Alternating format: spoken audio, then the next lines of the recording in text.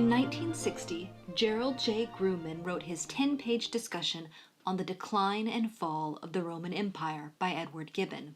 He argues that Gibbon's explanation of the decline and fall consists in his applying to political phenomenon the concepts of balance and excess, which preoccupied this Whig aristocrat. For example, at its best, foreign policy preserves the balance of power among nations. Excessive Roman domination led to cultural uniformity and mediocrity, which invited the barbarians. Grumman argues that scholars have minimized the presence of a consistent causal explanation in Gibbon's work largely because of Gibbon's own inconsistencies in dating the beginning of the decline, and because Gibbon's account begins with the later Antonine period, whereas the excesses causing the decline and fall occurred in the late Republic. Here to discuss Grumman and Gibbon with me is Dr. Kate Bradley. Dr. Bradley is a reader in social history and policy at the University of Kent, researching British social history from 1918 to the present day, particularly the relationship between individuals and the state, social justice, philanthropy, technology, and civil society. She is the author of the 2019 book Lawyers for the Poor, Legal Advice, Voluntary Action, and Citizenship in England, 1890 to 1990. It is the first book-length study to place legal advice provision in the wider context of English civil society and the welfare state. Like myself, Dr. Bradley undertook both history and English in her undergraduate days, and so I'm hoping our discussion will do justice to Gibbon and his literary flair. Thank you very much for joining me, Kate. Yeah, thank you. Really looking forward to this. Well, let's get started with a bit more of a philosophical question then. So as somebody who's had a great deal of experience with history, both as part of a humanities and a social science, what role has theory and philosophy played in your education and in your work since you've completed your PhD? Since I've completed my PhD, theory has played a really important part in terms of how I think about approaching historical research. And that's mainly because relatively quickly after finishing my PhD, I started work in a social sciences department.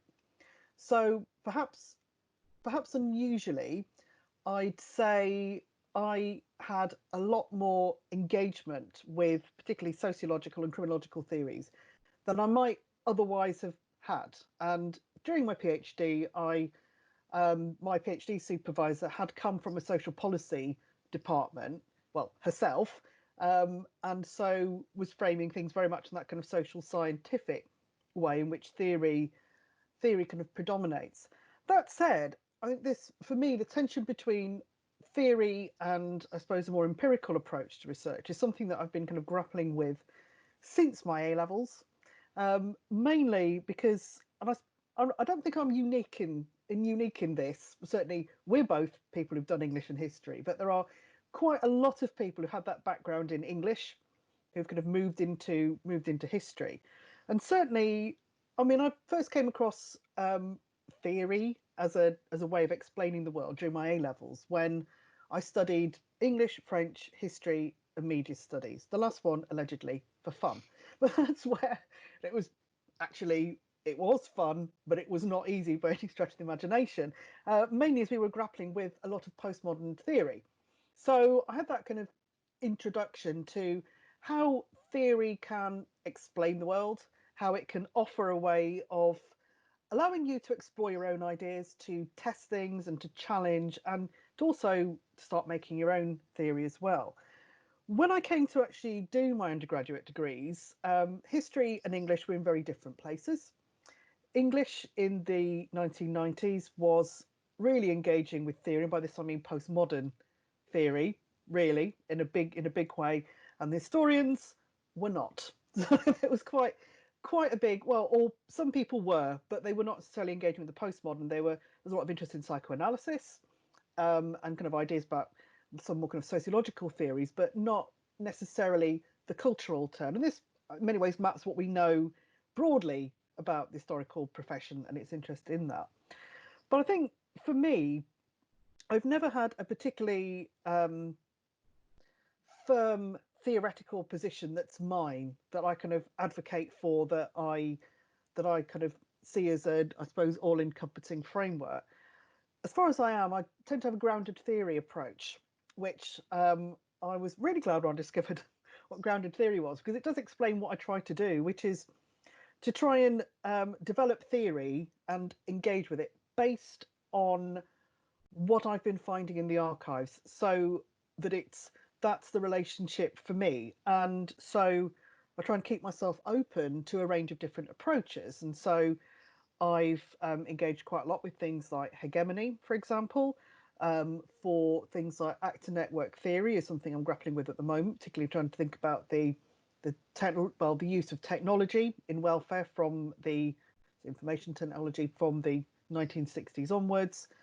And I found things like the sociology of money very useful, sociology of time, and again drawing upon those things I was introduced to much earlier on in my career about postmodern theory. So that I feel like it's something that, rather than having one particular, my area that I am an advocate for, but that I take more of a following what will further what I'm doing as form of, and I suppose as historians, social scientists, humanities scholars, we are part of that much bigger conversation about theory, about causality, all those kinds of things. So it's part of that ongoing kind of dialogue about how we make sense of this rock spinning in space near a sun. That's fascinating. And one thing that I've noticed you saying that I would say really chimes with my own experience. So I did my undergraduate sort of the turn of the 21st century. So it's sort of an overlapping period where you've got quite a lot of older scholars who are very much committed to I would say that sort of baby boomer empirical history, and then we've got a lot of junior scholars, PhD students, a lot of them who are very much trying to embrace the cultural turn and postmodernism, post-colonial, post-racial theories, which are still kind of in their infancy in even the liberal arts colleges of the United States. And one thing I really noticed during my own education was that theory was not something that was taught to us within the framework of history. So theory was taught to us, but we were always kind of outsourced. So you would gain theory by taking a sociology class, or you would gain quantitative methods by taking a geography module, as opposed to theory, historiographical theory being a core part of my education. And so when I've started to teach theory and method to my students, I've really had to go back to the 1960s or earlier to sort of really grapple with the idea of what historiographical theory is, as opposed to borrowing sociological, political, English literature, theatrical performance studies theories, which is something I've been relying on for a long time. Would you say that's sort of your experience as well, that historiographical theory is not something that has remained part of the core curriculum recently? Yeah, and I say this having recently merged an historical methods course with a broader social science methodology, but that reflects mainly partly the program I'm teaching on, but also where the knowledge was and what I thought my students needed to know. But yeah, I mean, when I was taught, I think about where I was taught theory. I was taught theory in English. It was particularly because I did an MA in English, and so particularly in my PhD career in history, I had unrivaled opportunities as someone who did know about Deleuze and Guattari, who had been introduced to Foucault and those kinds of ideas. But yeah, the same. It was something. I suppose we were taught Marxism, which is a form of theory, but it again is a very kind of empirically kind of led discipline.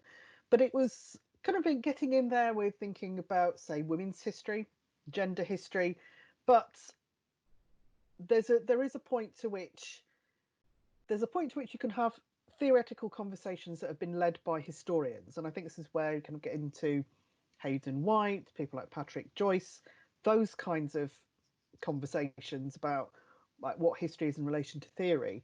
But in some ways, to understand things, there's more of a magpie approach, that you do have to take things from other disciplines in order to make it meaningful for students. Now, there shouldn't be these shouldn't be ideas that are kind of bounded by disciplinary borders, and we shouldn't be kind of saying, oh, you can't look at that because that's what geographers look at.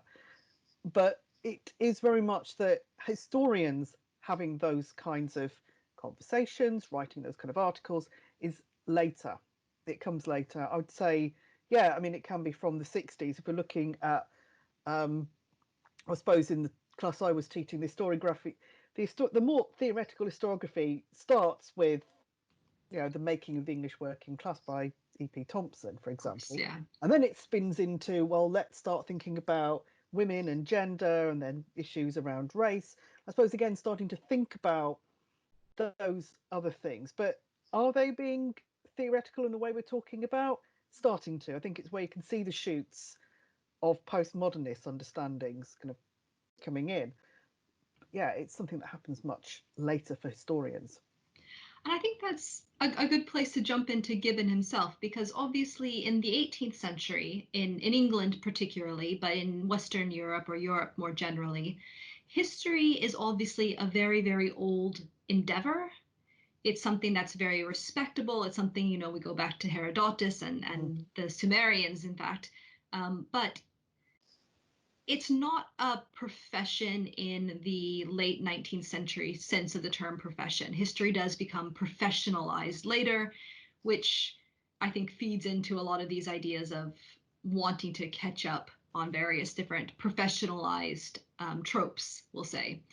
But let's talk about Gibbon himself. So, what was your experience of Gibbon and the historiographical canon more widely? Who was taught? What was taught? How did it integrate into your training as a historian, as opposed to just sort of your broader understanding of the human condition and human record? Yeah, I was trying to think about when I'd first heard of Edward Gibbon and the Decline and Fall, and I think there's a piece about how people have heard about it, and it comes through in different ways. And the idea, obviously the idea to about the decline and fall. I mean, it's got its own memification in its own way about how people talk about things. Um, but I did have to think carefully about where Gibbon turned up in my historical training. I think it arrived, and I say I think because being able to easily try and find the traces of these things, like whether there's syllabi that aren't online, for example, they could have disappeared in that way. But it figured in first year modules, thinking about concepts and methods. So talk about the mention of Gibbon as an early historian, those kind of ways, and then also think following through the threads of that, like the studies of the 19th century and the Victorians, and again Gibbon turning up as an actor in that. Obviously, he wasn't a Victorian, but he was somebody the Victorians thought about. Again, thinking about their own positioning in terms of the British Empire. And of course, Gibbon is writing at an earlier stage, but it's still very much a thing. So again, this kind of construction as Gibbon as part of the modern world. But I particularly in my second year, I enthusiastically delved into the philosophy of history. And this was a module taught by Professor Robert Burns at Goldsmiths, where I was at the time, who has been heavily involved with the history of philosophy seminar at the IHR, Institute of Historical Research, for example.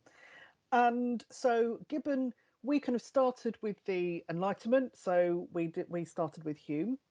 We also kind of looked at Gibbon in terms of that as part of the Enlightenment, and we went romping through to the 1950s and 60s. And I remember like Heidegger was one of the people I kind of grappled with at the end. Now I was slightly more taken with the German philosophers at the time. I don't know if it was I think I liked something about the idea of trying to talk about language. That was one of the things that got me, particularly I suppose as an English and history student. That for me was the point. But I suppose it was broadly thinking this way of how do we try and understand the past, particularly when we may or may not have the ability to fully interrogate sources, for example. How do and also how do we make sense of things that happen over a broad sweep of time. And that's one of the challenges Gibbon's trying to do, is to account for why did the Roman Empire collapse? I think for me it's very interesting because I also I also sort of through osmosis at some point learned about Gibbon, and I can't even trace it as well as you did. He is somebody who was there in the background, was mentioned offhandedly in various other things I was reading, but because of the form of historiographical training I received, which was it's actually very strange. It was very much an Atlantic world history modules that I was taking. So you would think it would fit right in sort of the middle of that period. But I was focused very intensely on methodology and how that methodology could influence my work that I was doing as an undergraduate. And the idea of going back and reading something like Gibbon, who was on a period that I was not discussing at all. I was an early modernist, written by somebody who had been, superseded or discredited or, all of these other words that were quite in vogue at the time to talk about old historiography. There was, in fact, an idea that if something was written before 1980, it wasn't worth reading because surely it had been improved since then, which is a very odd idea to have for a historian. But when it comes to historiography, there was this idea that it was always being replaced and superseded. So why go back to the beginning? And I actually only sat down to read Gibbon during my sabbatical a few years ago. And I actually had a very difficult time getting a hold of a copy of Gibbon in its full form. The purchases that I could make were all abridged copies of his volumes.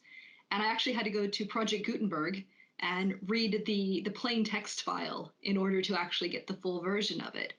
So it's sort of strange that it's no longer part of training in the same way as a historiographical text that it possibly was for the Victorians, like you're saying. So you're getting it through their experience of learning it. Do you feel like the historiographical canon itself, of which Gibbon is an important part, at least for the English speaking world, is something that could be reintegrated, should be reintegrated, something that people should come to of their own accord? They'll get more out of it that way?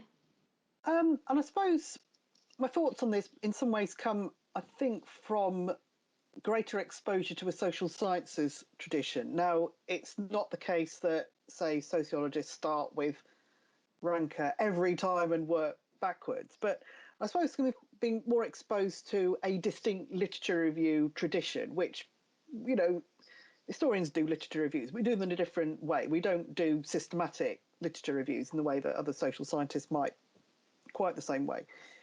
But there's a point that, the idea that, the newest is the best because everything else is old and is gone, we can throw it away. But there is that importance in kind of thinking about, well, what was this person trying to say? What kind of conversation does this open up? How have other people used it since then? That you think about how has it influenced other things? Who's tracing that kind of through? And in some ways, you can see it in different ways, thinking about, well, these are the way we think now. How can I trace that back? Historians should be kind of grappling about, trying to think about those, because we are mindful of time. So thinking about where these influences come from, what kind of impact they've had, what kind of reach. So, and whether that is the form of having a reader style volume where people get a little snippet of it and kind of engage with something. That's still a form of engagement and it can encourage people to do that. But I think it begs a lot of questions about what we do when we are historians. Now, how do we end up looking at the time periods we look at? I'm not a Roman historian. You're not a Roman historian. Why are we interested in Gibbon? Why might Gibbon have relevance to us? But I think it's often about, the idea of the Romans. I'm, sitting in a town name with a Roman name and on about a mile away from Watling Street, for example. The Romans are long gone, but they have an important influence on Britain and many other countries.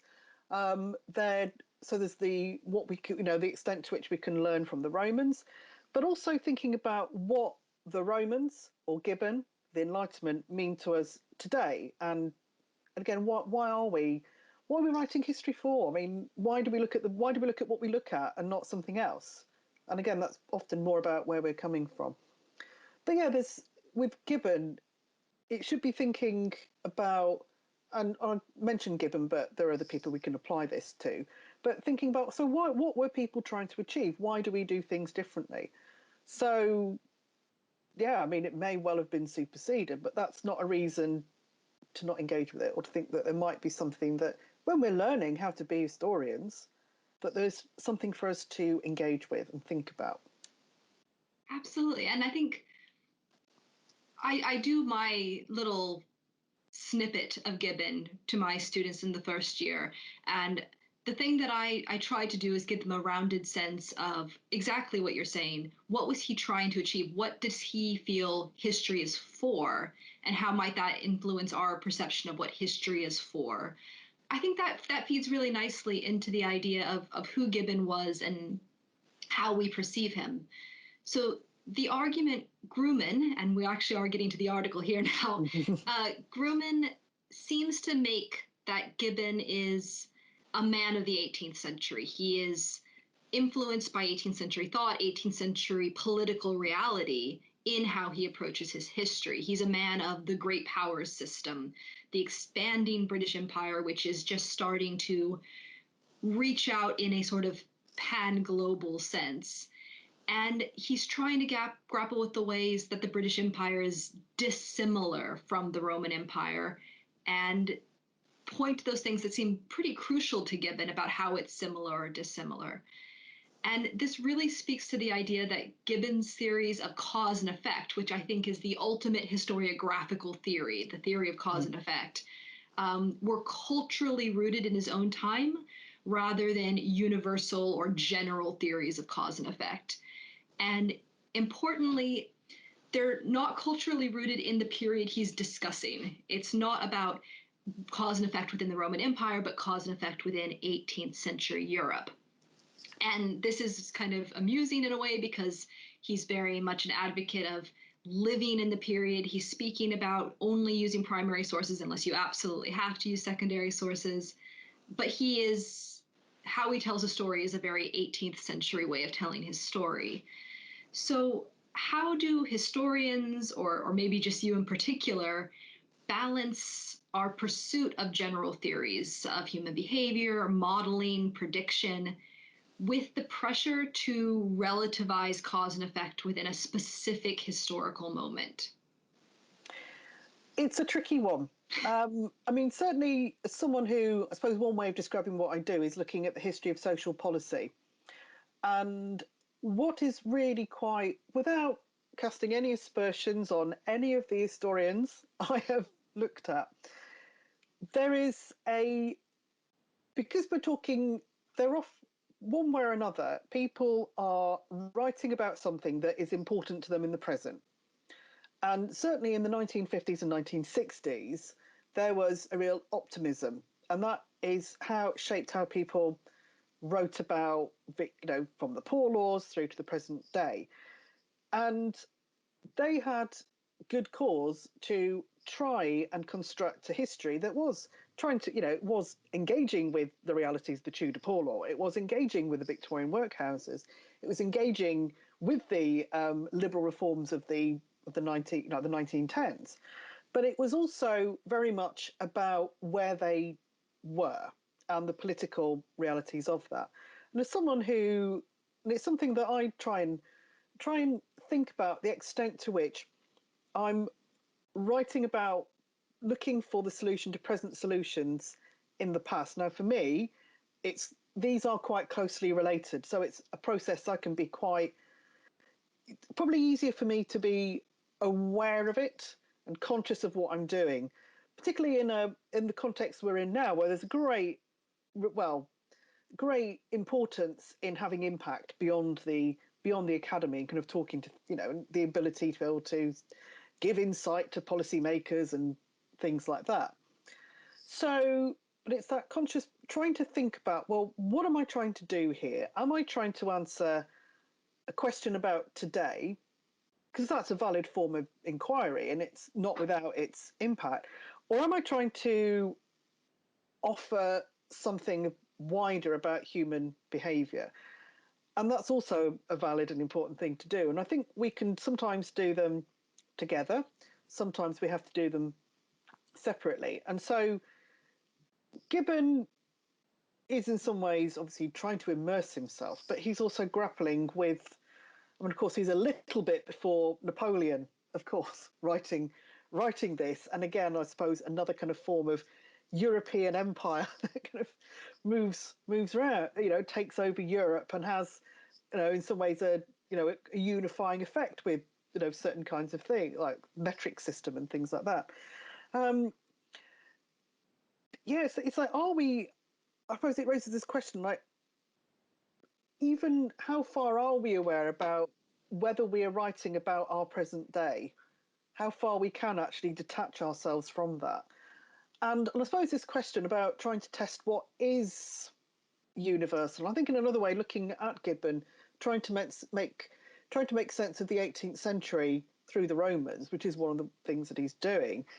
But there's quite a lot that I found within Grumman, talking about Gibbon, that relates to a lot of things that I grapple with in terms of thinking about citizenship. And so that's sometimes where the universal comes through, these kind of ideas of cause and effect.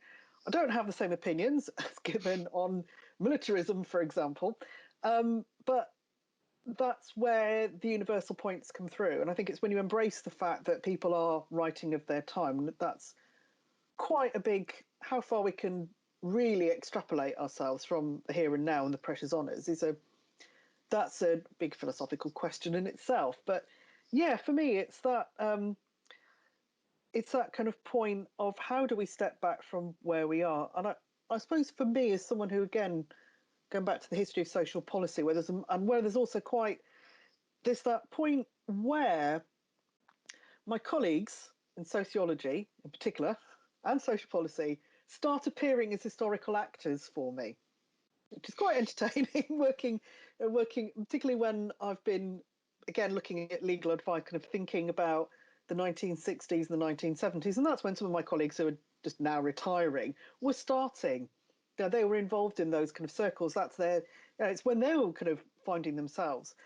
And I suppose in some ways that point of grappling with what people thought they were capturing in terms of theory, like explaining the world, and then it becomes part of that cycle again. So yeah, I suppose there is that point at which we start moving from being people describing our here and now to being the subjects of historical research, which I'm sure isn't traumatic at all for those colleagues.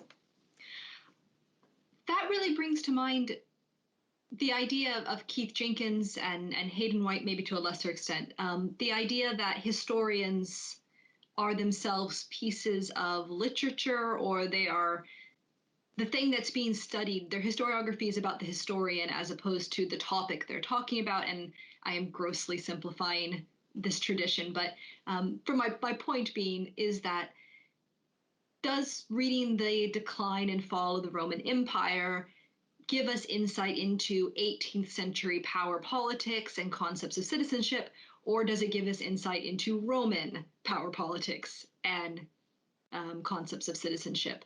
And how do we disentangle those two things? How do we disentangle the actually very useful information we get about the 18th century from reading Gibbon from the topic he's actually trying to put forth as a historian? And is it just a matter for you of different layers? Is one more useful than the other to you? How would you sort of approach this sort of layered idea of hidden implicit understanding? I think in terms of the layers, and what's I think quite interesting is because we've been talking a lot about, I suppose, the writer in this, but to think about the audience. So, or the audience, the readers, the people for whom this would be something that they would read and engage with. And obviously that's us in 2020.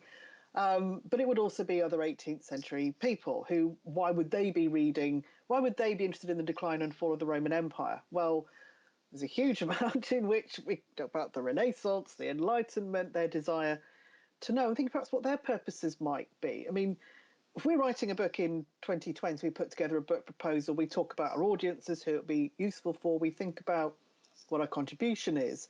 But in some ways, I was thinking about purposes is an interesting one. Now, I would imagine if we're trying to work out what 18th century readers might have thought of Gibbon, that is not something I, as a 20th century historian, are in a position to kind of, sort of say, well, we should do this, that, and the other. But I suppose it's kind of thinking, well, what are the purposes? Who would read this? What would they gain from it? And some of those readers would have been looking to know about Rome because they were interested in Rome, and others would have been looking for that. What can I learn from the Romans? What can I learn about statecraft? And if you think about how, I mean, Sun Tzu and Machiavelli still are gleaned in often quite cliched ways in terms of thinking about management, leadership, politics, and things like that. So we still have that kind of desire to kind of learn from the past, and that can be about historical writing about another period. And again, I suppose it's trying to tease those through. And when we're dealing with the text in particular, so moving back to the text itself, for me, I think it's that kind of approach of thinking about, well, in this particular text, what's the layer that I'm looking at here? Is it, what I suppose, what are the conclusions that Gibbon is making? Is this, are we having warnings about, for example, standing armies? Well, that's relevant in the context of Rome, but it's also relevant to conversations about how you recruit an army or a navy, well, more navy in this context in the late 18th century. And so there's a bit of both. And I think it's that kind of ability to be aware of the layers and to think about what's being said. And I think it's something we also do as historians ourselves. Whatever period we're looking at, there's that point of, are we really talking about readers in the present here? How far are we talking about just about Rome or whatever it is that we're looking at? And I feel like in the past few years, for me especially, I have been trying to look at a lot of these historians in that way. So of what are they trying to explain, what are they trying to understand, and what wider connections can I come to? And the thing I have to keep reminding myself as sort of a check against that is, I guess, believing in, with good faith, the idea of reading these works. So I'm taken to the idea of Herodotus and Plutarch.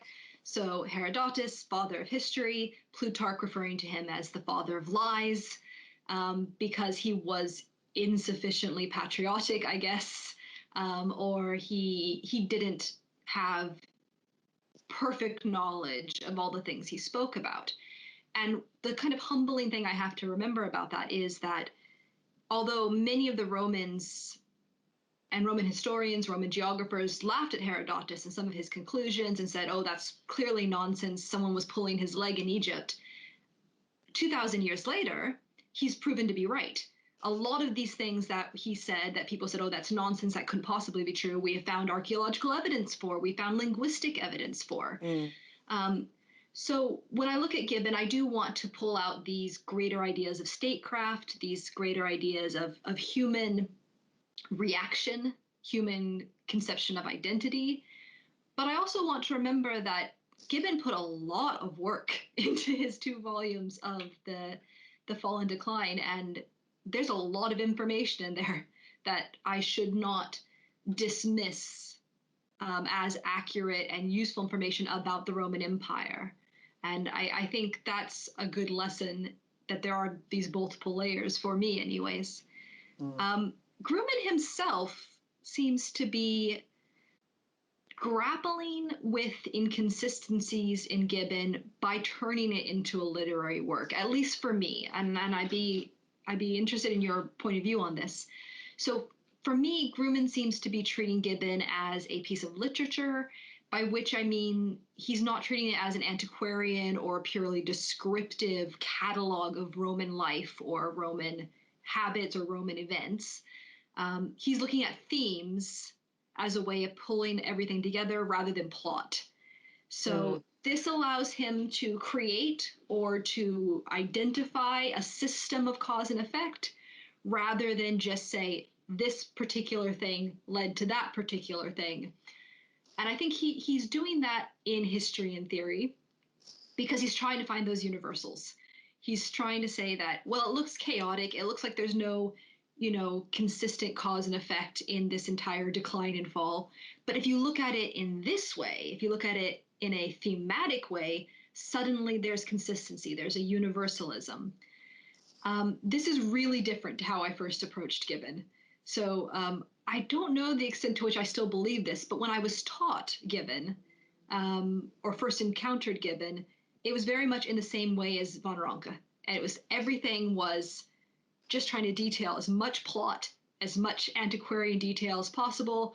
And the idea of themes and lessons was something to be left to other people, if at all. Um, and when I went back and read Tacitus, which is a major source for Gibbon, I started to interact with him differently. I started to see some of these themes because Tacitus himself is a very thematic writer. He's trying to talk about the goodness and the badness of people's character. And so this is really just a really long way of saying is, should we be treating something like Gibbon as an antiquarian source of detail? Should we be treating it as a thematic idea of, the human condition? Where can we, as historians, deal with this text? And I'm sure you'll say somewhere in the middle, but where is that middle? yeah, I'm going to say in the middle. And I think it's mainly because Gibbon was trying to, I suppose it's a grappling with genre. I mean, he called it the decline and fall of the Roman Empire. So that, in some ways, is a narrative. That's a narrative position, and it's also giving it a bit of a boundary, and I suppose an explaining concept. It's not everything that happened in the Roman Empire. It's thinking, it's got that kind of idea. So what happened, and the boundary of empire, not the Roman world. Not everything that not everything that happened with just the emperors or whatever. It's kind of thinking about that kind of idea of narrative. And I think it's where, and I think sometimes we don't necessarily engage with this enough as historians, but thinking about genre and how that shapes what we do and what expectations we have. And therefore, if we think of Gibbon as being an antiquarian who's kind of collected lots of facts and kind of put them together roughly in a plot, we lose sight of the things that he was trying to do. And again, it's also thinking about the genres and what other kinds of things are happening. I mean, I did study 18th century literature, but it was a long time ago. But thinking about the other kind of things that people were doing, and I suppose there's that contextualization. I mean, if we think of Gibbon in relation to other things published at the same time, around the same time, is it similar to those or distinct to those? What kind of, because I think it's very difficult to write in isolation without reference to other things kind of going on around us. So, how is he trying, to what extent does his attempt to present these facts in this way, to what extent is that part of late 18th century writing? Um, but yeah, I suppose something that's far too thematic loses its meaning because, I mean, this is one of my great frustrations when I read social science research. It's very theoretical, and there's a big right. So I in about 20 pages at the beginning of my book, I'm going to explain everything that happened in the Western world from 1750 to 1900, and you're just going to have to trust me that I'm not going to go into much detail about it, blah, blah, blah. That creates its own frustrations because you're just like, but what about the granular detail? And you've skimmed over that and you've simplified it. So too far into the theme is problematic. And is that middle ground that we we need enough detail to be able to see that the theme makes sense. So I think that's where Gibbon is that kind of, I need to give you lots of detail so that you can see the themes, and it's in the middle. But yes, like I say, I do have my personal frustration with including some quite famous social theorists who kind of will give you that. Yeah, here we are. I'm just going to feel like cherry pick a few bits from history, and you just have to trust me on this one. Through to Gibbon's very much more that kind of more granular kind of focus, but again, that search for themes. That's fascinating. So there's a perpetual debate, I suppose, in modern historians about the idea of, and I'm going to simplify this too much, but the difference between the monograph and the journal article, and the idea of, I've done 3-4 years of research, I know this topic like the back of my hand, and I can simplify it for you. I can narrow it down to a single point. And there's a trust in authority, there's a trust in my background or my institutional credentials, that I'm not just lying to you. um, but I feel that frustration as well. There's a lot of media studies that I will read where I'll say, I don't disagree with you, but how do you know? How do you know that that's the case? Because it generally fits my evidence that I've encountered, but am I just projecting on you that the evidence is correct? How do you know that this is true? And I share your frustration sometimes. And I think it's interesting that that's sort of a different role a historian takes, is they're not only putting together these wider themes, but they're trying to provide a surplus of evidence for those themes. And I think that's actually where Grumman is trying to rehabilitate. It feels like a rehabilitation, this article. Mm. And I was curious as to your feelings reading it. It's by far the shortest article in this particular volume. It's exceedingly short, actually, for a history article in general. I get to my 10,000 words and I never feel it's quite enough. Do you feel that Grumman's argument is itself persuasive, given he seems to be he's relying upon a canon that everyone else who's reading this article will have read Gibbon and will have the evidence to hand. So how effective is Grumman himself to you as somebody who has not just recently read Gibbon? I'd say, I mean, there's enough. He doesn't attempt to try and talk about the entire thing. He's quite focused in what he talks about. And there are things that, as someone who thinks about citizenship, those bits to me, I mean, Grumman chooses what he wants to refer to. There's about 3 points. Citizenship is the one that is stuck in my brain and will be my permanent takeaway about this. But I think it's that kind of balance between, again, these kind of things like how do you engage with a history over a long period of time with enough detail to be persuasive about what you're setting out to achieve. And so it's a short article, but it's quite judicious in terms of what it chooses to focus on. So I do trust that Grumman read all of Gibbon, or was a lot closer to it. But I think, and I suppose this is kind of question about how much detail do we give? Are we telling are we telling a story? Are we recreating, or are we explaining? And because we can't, I suppose it comes down to the fact that we don't have the replication crisis that other parts of the social sciences have, where there's that, can I go off and do this can someone else go off into a lab and do this? We have, I suppose, the challenge of arguments and their relationship with facts. And those facts quite often are in documents or they're in objects. More recently, they might be in various kinds of media. Well, they're still documents, but we might see them in different formats. They might be on film. They might be people's testimony might have changed. But it is that kind of balance between enough to be persuasive without that balance of feeling that things are being skipped over.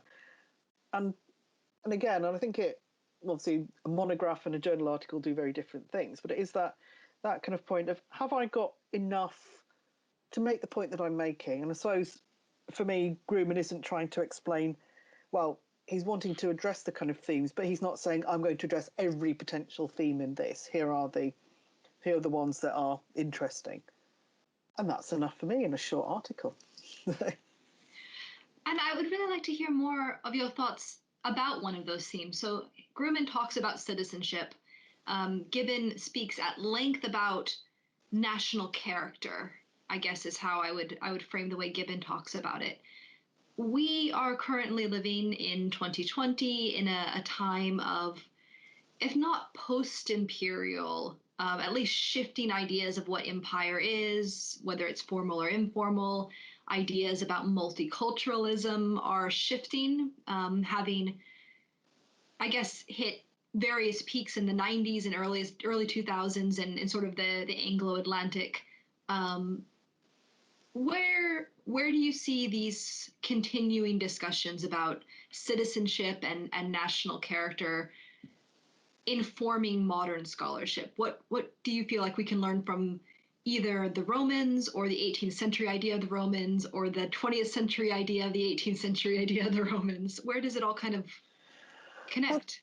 there are a number of things that Grumman identifies in Gibbon that are live issues today. They're not just in the historical arena, they are in people's lived experience. This idea of, I suppose, we're in a post-imperial condition, but it's these kind of questions about assimilation, multiculturalism. How do we have cohesive societies? Like I say, these are live. This is a week in which there's conversations about a girl who lost her British citizenship being repatriated, and all those kinds of, again, it's kind of showing how live these issues are. Concepts about community cohesion, where we are, what makes a British person, what do British people do. There's also, again, with the rise of queues again, because of social distancing in shops, this idea that the British are somehow better at queuing, as if it's something that is part of your DNA, that you're just born or grow up in Britain, that you're good at queuing. I disagree with that. I think Britain's like moaning about queuing, not actually being good at queuing per se. But these haven't gone away, and there are those kind of conversations, these kind of, so what did it, what is a national identity? What do we mean by that? What's community? And this idea that, and I suppose grappling with ideas that communities are in some ways coherent within those, that there isn't a diversity of opinion, of experience, that there aren't people who have differences in power and other kind of inequalities in other areas as well, that people like those communities. So again, those kind of ideas about assimilation and what or not, and how that shapes, and again, these kind of questions. A lot of this is based around what the Romans did in the places they were, and how they, and how this opened, weakened them with the barbarian threat, etc. But none of these have gone away. We live in some ways the aftermath of the British Empire and all the things that it did, and that empire might have had its decline and fall, but it is nonetheless, these are real things, and they are, because they enter into so many things that are live about government policy, about people's behaviour, how they treat others. And so I read those bits, and they were live to me in 2020. Someone who teaches history but also engages with political science as well. It's like, there's nothing, this could be written about today in many ways. Again, and he's talking, looking at Gibbon, but these are live questions that the Home Office are grappling with all the time in the context of Britain. So yeah, and again, I suppose this goes back to what we were saying about the universal and the general. These are not issues that have gone away at all. We might think of them as being very 21st century, but then they have their roots. And again, I think this is where we might be, the universal isn't necessarily Well, it might not be what we think it is, but the desire, there's this continuing human desire, it would seem, to for power and how that manifests in the world. And that is for me one of the universal things about this. I mean, it might be about Rome, about the 18th century, but it's about things that are very real to people today. And I guess my final question to you then would be, given it is a live issue, given that it is so relevant, and if nothing else helps us reinvigorate these conversations, realize that maybe give us some perspective that it's not just something that happened in 2018 and we're dealing with new things here. Um, how do we sort of deal with the fact that 2020 culture, everyone always says, I've just said about perspective there, there's a sense of wanting things to be short, wanting things to be direct, literal, wanting things to be easily and quickly assimilated because we don't have time or things are moving so quickly. Sitting down and reading The Fall and Decline, which is a multi-volume work, sitting down with Toynbee's Concept of History, which is many, many volumes, all of these works seem to be much more meditative and not only taking time in terms of page count, but to really grapple with. They take quite a lot of time. So if you're not looking for direct parables or direct evidence, how do we sort of make time or energy or space for engaging with these larger texts, these larger themes? How do we make space for that? Is it just something that historians should be doing and trying to make translate to the wider public? Is it something of our wider culture? We should maybe take a breath in lockdown and read a longer book. I think it. I think there's yeah. I think there's a bit of both.